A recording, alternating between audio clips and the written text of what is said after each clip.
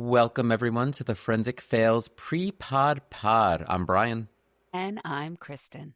And this is our little warm-up before we record the main pod, where we just shoot the shit a bit, give you our hot takes, our unfiltered opinions on anything and everything in life. As well as moronic miscreants, where we highlight the world's dumbest, most ridiculous crimes and the people who commit them. Right. Well, it is another Sunday here in New Jersey. It is warm by recent standards because we have had deep freeze for the last several weeks. And now it's in like 30s? And it feels like a heat wave. It's like the mid-30s. It's practically balmy here. It is relatively balmy. Like I went out yesterday and I was like, oh, I probably don't even need a coat. Like that's how stark the difference was. I know. I had to run some errands. I'm like, I'll just wear a sweatshirt. I'm like, I'll just put a hoodie on. Yeah. Quite a week for me. I'm not sure about you, but last time we met, we had some technical difficulties because of pipes freezing around me. Yes. And so I thought it was all taken care of. And then Monday, I'm working. So I work from home 3 days a week. So this is my home office. Right behind this wall, there is a bathroom in our there's like a guest, it's like a guest suite. Yeah, so it has an ensuite bathroom. So if I ever vacation at your home, you really I have could. my own area. Yes. Although what we did when we did home renovations recently was a few years ago was, so our washer dryer used to be in the kitchen, which we didn't love, right? Yeah. And so, but we liked having it on this floor. This guest room behind me, I think this house used to be a ranch that they added on to. So that room there used to be the primary bedroom. And so this house basically has two primary bedrooms, right? So this became a guest room. But this room behind me had two regular closets and one walk-in closet. Nice. So, but we actually took the walk-in closet, reconfigured things. We kind of sealed it up and created an entry from another place in the house. And we made it basically a laundry room instead. So there's no more walk-in bedroom. Okay. Because my thing was, I like having a guest room. I don't want anyone here that long that they need a walk-in closet. I took the bed out of my guest room because I don't want to encourage long stays. Exactly. So exactly. I'm there with you. So that's my polite way of saying you're welcome to, but it will be relatively short term. So, but anyway, I totally digressed there. So I'm sitting working and, I heard some water-ish sounding stuff behind me. And I'm like, what's going on there? So I went to the bathroom and I looked down and we have a boiler and like a baseboard heating system, right? Which obviously water flows through. Yes. And there's water coming out of the baseboard. So I'm like, that's not good. No. And so I put towels underneath it and it wasn't getting any better. And so we took the cover off and there was a hole in the pipe. Oh, I actually have the pipe right here. So hold on, let me show it to you. Yeah. My God. Yeah. That thing just split. Yeah. So apparently the pipe froze. Okay. And burst. And the interesting thing when pipes freeze is that the damage usually occurs not when it freezes, but as it's defrosting. So anyway, so there we are. And $1,200 later. Oh my God. $1,200 later. Yeah. Yeah, because it was not only fixing the pipe, but then they had to check on the boiler. They had to refill the boiler because so much water had drained from it because water was gushing out of this thing. So yeah, so we had that. We had this is a very first world problem now. We have a hot tub in the backyard. Okay. That fucker froze because at some point during the winter, I don't know when it happens, the breaker went. Okay. God. So at some point it wasn't heating anymore. And so there was a sheet of ice on top. This thing went into protection mode. So we're dealing with that too. So it's been an expensive week here. Yeah. In my house. Many huge issues like that. Yeah. Nothing that drastic going on over here, except I did discover last night as I was, enjoying my Valentine's Day pizza horror show. That's how I spend Valentine's Day. I'm all wrapped up in my electric blanket, and I'm like, what's that smell? Oh, no. And I realized my dog peed on my electric blanket at some point, right? And I am now looking at her, and I'm like, what did you do? And she just looks at me like, bitch, you're not here all day long. Yeah. This is my house. Yeah. So I was like, oh my God. And of course I'm like, I could just wash it. And I'm like, but it's an electric blanket. Yeah. How do I do that? And I'm reading the directions. You can. I know, but I'm still nervous that I'm going to light my house on fire. So I ordered a new one. Yeah. And I'll just to play safe? Just to be safe, because I don't want to burn the house down. I know. But with my luck. Yeah, you're just not going to risk it. I don't want to risk it. So, and it's, I'm reading it and it's like, don't dry it fully. And I'm like, oh, come on. Now I'm a slave to the dryer. I've got to pay attention. My laundry sits in the dryer for 3 days. Yes. Before I remember it's still there. So I ordered a new one. It should arrive today. I also ordered last week a heated vest. Did you use it? Love it. Isn't it great? Yes, I only got a couple days in because then it started warming up. But I do love it. Yeah. It's nice and toasty. Oh, I love it. I love being toasty, honestly. Like I really do. Like when I drive, I have my seat warmers on all year round, actually. My car has air-conditioned seats. Okay, my wife's car has that. I don't have that, but I do have the heated seats. But I use that all year round because at my age, it's just for my back. It's a heating pad. Yeah, it's a heating pad. Yep. It's a heating pad. So it's not just to keep myself warm. It actually serves as a heating pad for my chronic back pain. Yes. So when I went to buy my car, I went in and he's like, well, what are you looking for? I said, air-conditioned seats. Okay.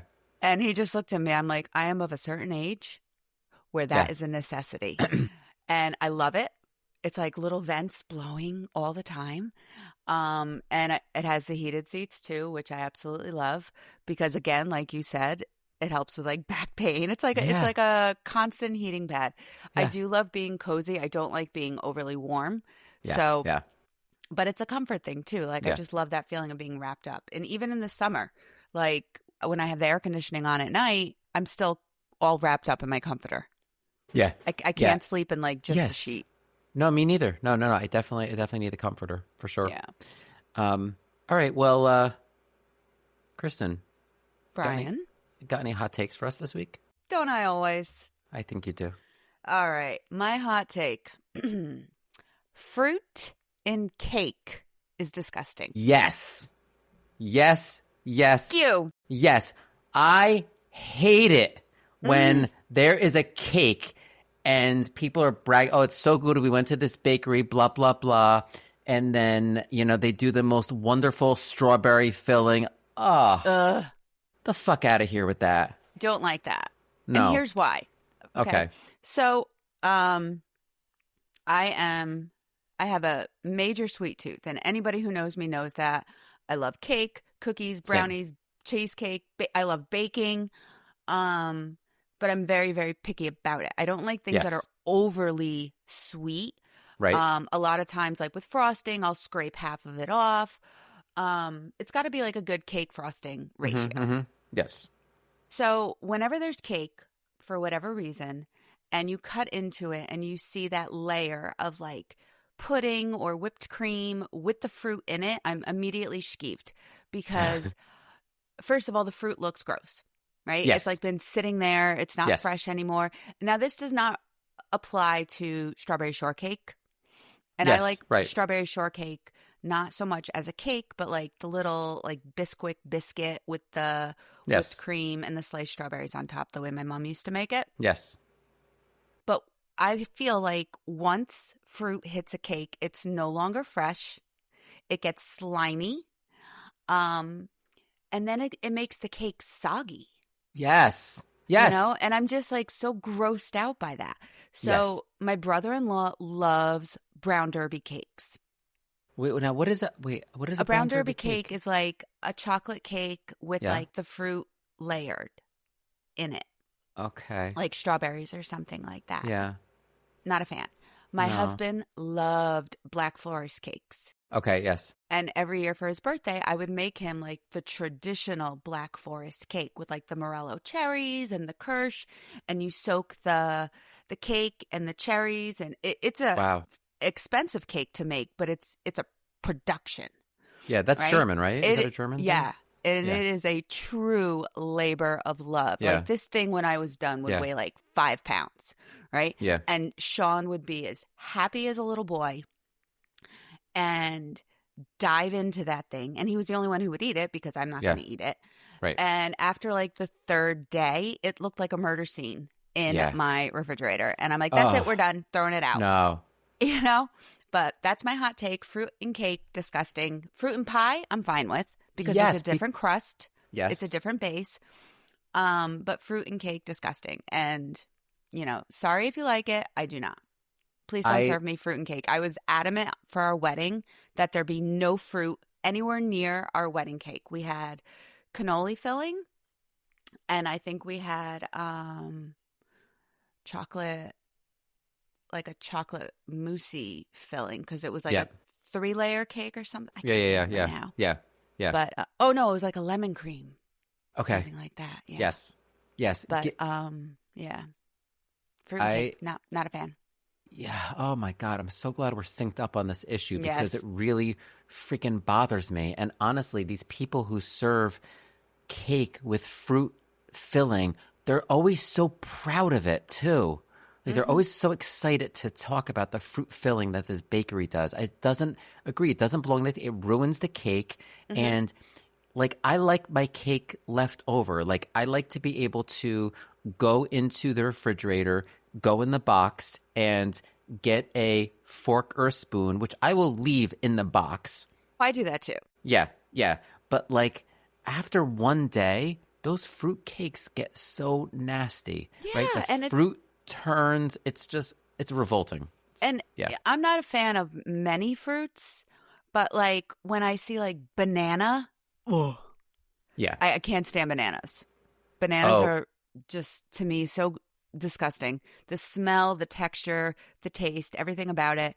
You go to somebody's house or you go to a party, cut in, I see strawberries, kiwis, bananas inside the cake. No thanks, I'll have a cookie. Please let there be a cookie plate. I mean, I like bananas and I make a good banana pudding. Okay. But like that belongs in like banana pudding is a thing, but don't stick that banana in a cake. No. Just because doesn't, there's nothing it just doesn't work. like as unattractive as cutting into this cake and seeing like that, like, and then they start turning brown. It's just yucky. Very quickly. Yeah. It's not good. It's not good.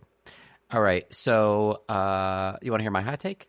Love it. Go ahead. So my hot take is actually my hot take and actually my moronic miscreant in a little bit.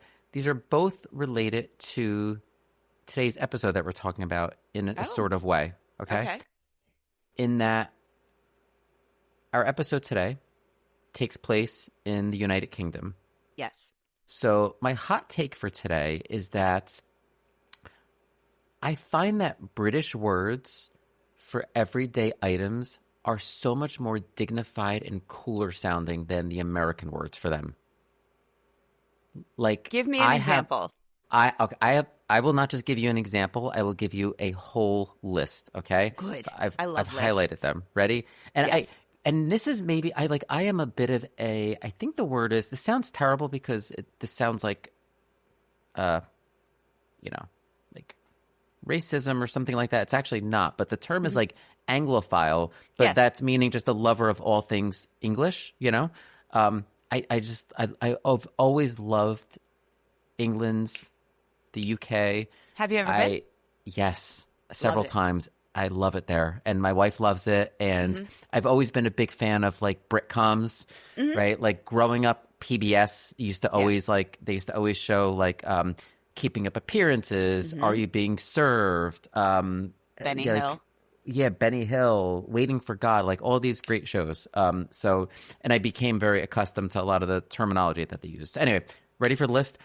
So one is one that they actually use in today's episode, right? So instead of attorney, right, it's either a barrister or a solicitor, right? Yes. All right. Instead of a trash can or garbage can, they call it a bin. Rubbish right? bin. Yeah. Yes. And rubbish, right? A car, instead of a trunk, it's a boot. Love that. Right? I mean, it's great. Instead of a parking lot, it's a car park. Right? Now, I'm a pharmacist by training, so I don't currently, I mean, I still have my license to practice pharmacy because I worked so friggin' hard for that degree and to pass my exam that I'm not letting those credits, I'm not letting that license expire. Completely you understand. Actually don't want me practicing pharmacy, but I also like the idea of having a backup plan. So anyway, but instead of calling it a pharmacy or drugstore, it's the chemist, right? Like I love the That fact one that I love. it speaks to the roots of the profession. I think it's great. Instead of potato chips, it's crisps. It's through me, but I do like it. I do like and it French now. fries are chips. Yeah, now I don't. Now okay, and I have two sub bullets here. I don't like that one. I don't like chips. Annoys me honestly. Like that one, I just have a hard time with. So fish and chips, I accept, but like I find that, and I also don't. And I think it's just because we have. I also don't like biscuit for cookie, but I think it's because in America, like we're big on like biscuits, like that you know, It's a like breakfast gravy and item. biscuits. It's a different thing. So, Right. But I do like flat instead of apartment. I do like. I think this one's just fun, right? Instead of sweater, it's a jumper. It's just fun. It's just fun. This one just makes it sound so much more dignified. All right. Instead of a semi or an 18-wheeler, it's a lorry. Do you like that? Beautiful. Beautiful. Okay? This one's cute. Instead of a diaper, it's a nappy. Right? It's adorable. Nappy is freaking adorable. Right? Especially for babies because they take Yeah. naps. Yeah. Yeah. It was funny. I was watching a British show a while ago. I was watching, what was it? I think it was, I don't know if you've ever seen Mrs. Brown's Boys. Anyway, I was watching Mrs. Brown's Boys, which is actually an Irish show that's very popular in the UK. And somebody mentioned diapers, you know, and it looks like, what are you, American? You know, but instead of like gasoline, it's petrol. Yes. And Like it's funny you should say that. So several years ago, probably like 15 years ago, right around the time my parents were getting ready to retire, my dad realized he had thousands and thousands of miles yes. on one of his credit cards that he was about to lose because of expiration. So he and my mother decided it would be a fabulous idea for the four of us to go to London. Okay. Yeah. Now, I'm 35 years old. And the idea of spending 8 days in a foreign country with my mother, father, and sister was not at the top of my list of fun things to do, especially because I hadn't flown since 1992. Wow. But we went and we were wandering around and we passed a petrol station. And I said to my father, "Oh, look, it's so cheap here." Oh, and he proceeds to let me know, no, it's not. That is for a liter of gas, and you have to do the conversion. So what I thought was like $2.25 for a gallon of gas actually would cost close to like $20 in American for a gallon of gas. And I'm like, ooh, that's why so many people take the underground. That's another one. Did you love London? Absolutely. I actually thought about staying there and seeing if I could teach there. I gave it a lot of thought.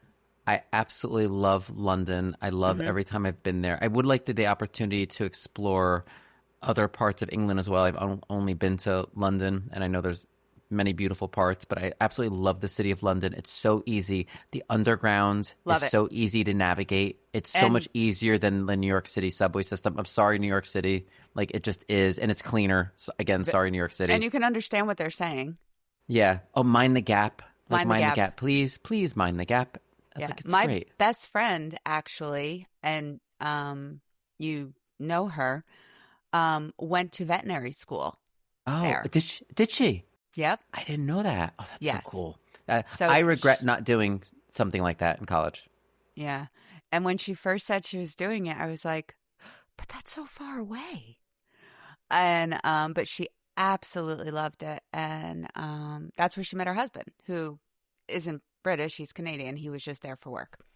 But I am enamored with the UK. Just a few more real quick.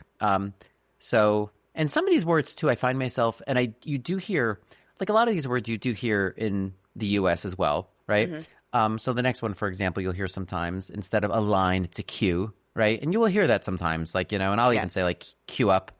All right, this one I think is really cute too. It's just cute. Instead of a shopping cart, it's a trolley. I love that one. Come on. And then sneakers or trainers, right? Like it just said sneaker trainer. Like I just great. So that's my hot take for the week. The UK has cooler words for things and much more dignified sounding words for things than we have in the US. And completely with you on that. Every opportunity I have to start bringing them out into our appropriating lexicon, them, yes, I absolutely do. Yes, I'm with you on that. Yes, I feel like we can get that done. I mean, I brought back the scrunchie. I like to think it was me. Single-handedly, yes. Single-handedly brought back the scrunchie into everyday wear. I think we can do this with the language. I think so. Yes. Let's make it happen. Especially with Bridgerton coming back. I think we've got a real good shot. Yeah, well, and also too, like language constantly evolves, right? And yes, like it does. even when you look at the Merriam-Webster dictionary, they're constantly adding words, and they're adding words that really used to not be words or used to be incorrect, right? Like, for example, irregardless is now, I know, but it is now accepted as a word because it was used so much. And not hear that word without envisioning Rachel Dratch from Saturday Night Live in her skit with Jimmy Fallon going, irregardless, in that Boston accent. Oh, I love her. And it cracks me up. Yeah, that's great. All right, do you have any moronic miscreants for us this week? Do I? I can't wait to be the magistrate here. Okay, so this one is actually very near and dear to my heart. And this one I actually posted on my socials back when it occurred, which was July of 2025. Okay, I think that was during my that might have been during my hiatus. I'm not sure. It could have been. Okay. The article actually opens with the line, "All aboard the crazy train." Oh, okay. So you know it's good. Yeah, exactly. Our story takes place in my most favorite place in the world, Key West, Florida. Oh, we were just talking about that earlier. Yeah. Where Jonathan Patrick Winslow, who was celebrating his 57th birthday, decided to hijack the Contour train while high on meth and drive it around the city of Key West. Fun. Yes. Can you describe? Now, you've been to Key West. I haven't. Can you describe what this train is to me? So in Key West, it is, they have several little tour trains. Okay. Think of like the Red Apple hop on, hop off tour bus that goes to New York City. They have a couple of those. Okay. Right. So when anybody goes to Key West for the first time, I always recommend taking one of those train tours because it takes you around the island. It lets you see like the highlights, where things are, kind of familiarizes yourself. Right. So they have two. They have like the Duval Loop, which is like a hop on, hop off. And then they have the conch train. It's just like an institution in that city. You know, it goes up and down Duval. Yeah. You hear the conductor on the microphone pointing out the landmarks, the things like this. Everybody waves to it. Right. Okay. So this guy, Jonathan Patrick Winslow, high on meth, just decided, you know what? I'm going to take this bad boy for a ride. Hijacks it from its parking spot up near Mallory Square, which is like the northern part of the island. Okay. And as the article puts it, weaseled his way into conducting one of their vehicles. So there's a mugshot of this guy. Okay. I don't know if you are familiar with the Gary Busey mugshot. Yes, I am. It's kind of like that. Okay. So the hair is everywhere. I mean, there's this glassy look. It is just, the article itself cracks me up. He bamboozled an employee into forking over the keys, claiming he used to work for the company. I love that word bamboozled, by the way. Like, I'm just picturing like the real conductor just saying like, yikes, I've been bamboozled, dang nammit.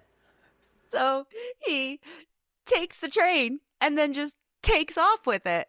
Were there passengers aboard? There were not, but he picks them up along the way. Oh.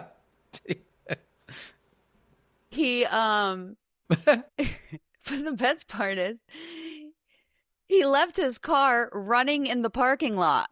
Jeez. Like, he basically had this idea. So he's driving around on meth. Yes. Pulls into a parking lot, jumps out, bamboozles an employee into giving him the keys to the train, and takes off. He got two strangers into joining him for the ride. Did they pay? I don't know. I think, he probably just figured, why not? Yeah. And he was eventually, stopped, taken off the train. He claimed he was only borrowing it. And it was his birthday. So he should get a free pass. And they took him to jail. They found a meth pipe on him. He said it was only weed. Apparently not. Okay. And he faced charges for burglary, grand theft auto, and possession of drug paraphernalia. Oh, wow. Yeah. Wow. Yes. This is not the first time, though, that something like this has happened. Apparently in January of 2025, a bunch of teenagers took an empty New York subway for a joyride and live streamed it on Instagram. Who are these conductors getting bamboozled so much? Like, I don't know, but rest assured, I do have a Google alert on our boy. And if anything else pops up, I will be sure to update our story. But I just cracked up because I could only imagine strolling down Duval with a runaway conch train with a meth head at the wheel, like, yeah, God willing, on the microphone, pointing things out to his, riders. And meanwhile, his automobile was in the car park running out of petrol. Yes. All right. I would hereby like to issue a punishment to him. Please. Okay. He shall actually forevermore no longer be able to have a driver's license to be able to drive anything other than an electric mobility scooter, like a hover-round. Okay. Yeah. He's just going to have to go around in one of those hover-rounds that you see a lot in like Disney World and supermarkets and things of that nature. So, because I don't think he can do much damage. He can't really pick up any passengers on them. So I think he'll be safe scooting around Key West in his electric mobility scooter. You'd be surprised. True. It is a little town of golf carts, but I agree. That's a fair enough assessment. I would actually say he's only allowed to drive like one of those little Tykes plastic cars. Yeah. Or a Flintstone mobile, but even that could cause some problems. Yeah. Don't do drugs, kids. Do not. All right. Well, in keeping with my theme from earlier, I'm going to keep us in the UK. Okay. So, mine comes from the towns of Monmouthshire and Newport. Involves a man who apparently thought burglary was just surprise housekeeping. So I would like to introduce you to, and I'm going to mess up the last name, so I apologize in advance to all of my friends of Polish descent, but we're going to do our best. Meet Damian Wojnalowicz, 36 years old. In July 2024, he broke into a woman's home in Monmouthshire while she was out. But this was no normal break-in. Nothing was stolen, really.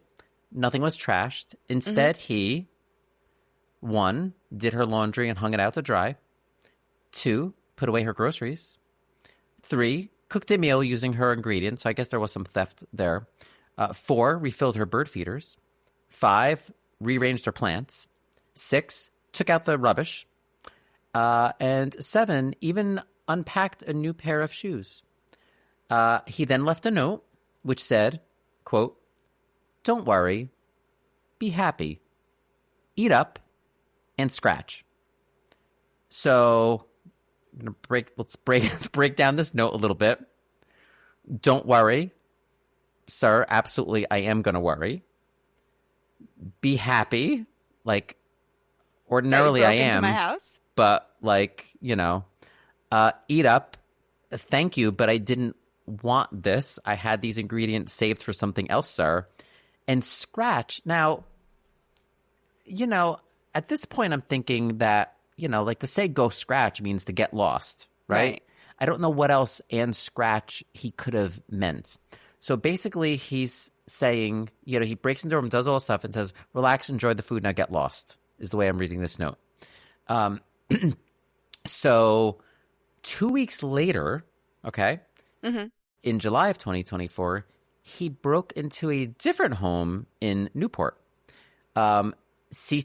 CCTV alerted the homeowner, and Damian was seen showering in a summer house that was in the yard, washing and drying clothes, consuming food and drink, and using the hot tub. So another hot tub reference here. So now the police linked the two incidents using DNA evidence, yay DNA, arrested him, and he later pleaded guilty to 2 counts of burglary. Okay, so in the court, the judge described the entries as, quote, significant intrusions and sentenced Damian to, get ready for this, 22 months in prison. So now a lot of people online said, well, at least he cleans, but all right, it's still a terrible intrusion. Right, it's a breaking and entering, but you're getting 22 months for doing somebody's laundry? Well, that's the thing. I did feel like He's almost like a good Samaritan burglar. Yeah, exactly. And apparently he was unhoused, right? Okay. Didn't have a job. So it was almost like temporary squatting. Like, listen, I'm not at all excusing it. I would feel incredibly violated, yes. And all of that. But I have to say, I do feel like 22 months is kind of a long time for the crime that I actually did. So therefore, I would like to turn justice over to you, Kristin, and I would like to hear from you. What do you think the punishment should be for Mr. Damian? It's a tough one, actually, because I feel for him. Yeah, but right? I feel like you said, obviously there's a violation of somebody breaking into your home, but it was a nonviolent crime, and he actually helped out. Yes. Okay, so his punishment, he's going to come to my house and reorganize my sock drawer because he obviously enjoys doing it. So, but he's never seen my sock drawer. So that is the punishment I'm handing out. Once he gets out of his stay in the British, Pokey. Pokey. He's going to hop a flight, come here to Jersey, and reorganize all my dresser drawers. Yes. And then he's in for a real treat. And then you can introduce him as, he's my butler. Exactly. All right. Well, I am feeling pretty good, pretty warmed up, ready to take on the main episode. So shall we head over there? We shall. We'll see you in a bit, friends. For Season 1, Episode 4, The Footpath Murders. Thanks for joining us. All right. We'll see you soon.